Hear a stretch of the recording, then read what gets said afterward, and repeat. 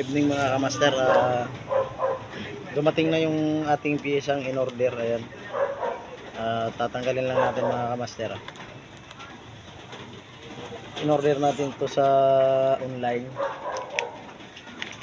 Kararating lang ngayon ng hinatid ng riders. Ayaw matanggal mga kamaster. Ayan.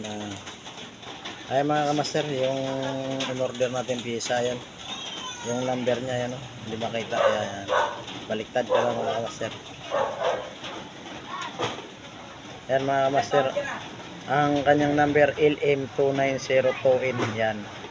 Itong IC na to mga kamaster, hindi to para sa TV. Dito pala to sa ginagawa nating computer box ng loader. Ayan. Computer box ng loader mga kamaster. Ayan.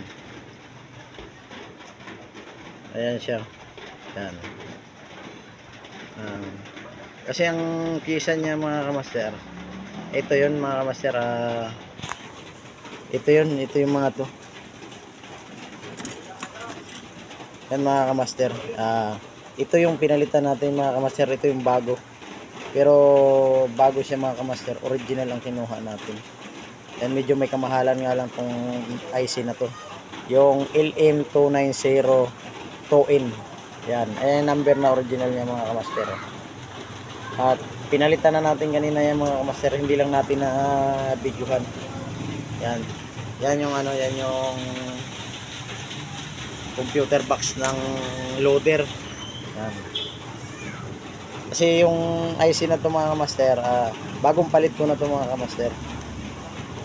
Putok mga kamaster to, sunog. Ayan, kung makita nyo naman may kulay itim pa. Nilinis lang natin ng thinner kanina. Tsaka yung diode dito mga kamaster, yung Zener diode, diyan dyan sa na yan, sa pinaka, yung may na yan, yan mga kamaster. Zener diode na nakakabit dyan. Sira yung niyan mga kamaster, yung Zener diode, shortage siya, kaya tinanggal muna natin at papalitan na lang natin yung mga kamaster yung tamang voltahe nya. Kailangan makuha natin yung tamang voltahe ng mga kamaster. Chinik ko yung mga lahat ng IC dito mga kamaster. Ito lahat ng resistor, yan mga yan, okay naman siya. Ito lang ang pumutok, tsaka yung Zener diode doon na sira mga kamaster. Yan, ganito yung tsura ng computer box mga kamaster. Yan. Actually meron tayong bali apat yung natin mga kamaster. Isang computer box naman ng bako. Yan mga kamaster. Ito yung likod niya mga kamaster. Yan. Yan. Yan mga kamaster. Yan. Ito malaki. Ang problema lang kasi nito mga kamaster, napakahirap tanggalin yung hinang. Kasi kita nyo naman, may mga glow-glow pa yan mga kamaster, mga pandikit. Ayan. Kita nyo may mga pandikit na kulay puti na yung mga kamaster. Napakahirap tanggalin ng kanyang hinang mga kamaster.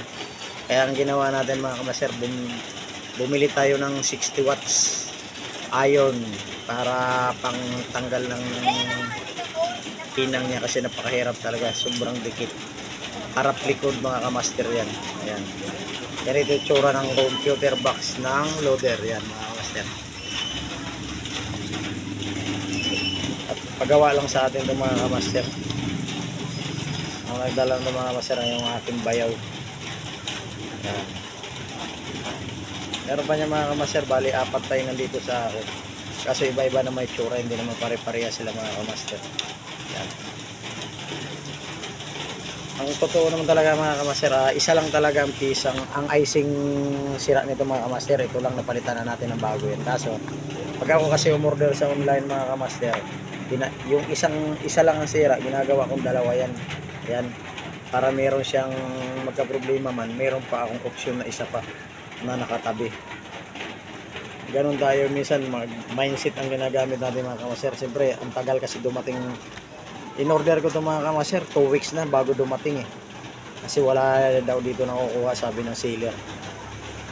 Malayo pa, galing ibang bansa pa pala nang galing yung isa ng mga kamaster. Yan. Kaya okay, tapos na ito mga kamaster. Naantay ko na lang na kunin ng bayaw ko. Kunin niya yung na to kasi okay na siya accurate na naman yan. satisfy na naman na mga kamaster. Madaling gumawa nito mga kamaster, kaso ang problema yung pyesa natin kasi mga pyesa kasi minsan mga kamaster walang nabibili sa raon nito. Alang hahagilapin mo to kung saan ka makakabili mga pangalan ng mga sa mga automotive, sa bilihan talaga ng pyesa ng sasakyan. Doon ka talaga mag-order. Meron kasi ako isang kaibigan, mga kamaster ang nagturo sa akin na ginawan ko naman ng isang computer box pa. Tinuro niya ako kung saan daw nakaka-order ng pyesa ng mga original. Kaso napakahirap mga kamaster umorder. Pero sa awa ng Diyos at na tugunan naman yung kailangan natin, kaya okay na. Hanggang dito na lang mga kamaster ang ating video mga kamaster. Yung hindi pa nakapag-subscriber na kay YouTube channel, paki-subscribe din na rin at paki-pindot ng bell button para ma-update ko kayo mga kamaster sa araw-araw natin gagawin video. Shout out sa kay Bro Joseph at saka sa utol kong Ray Orsal. Yan, shout out sa inyo.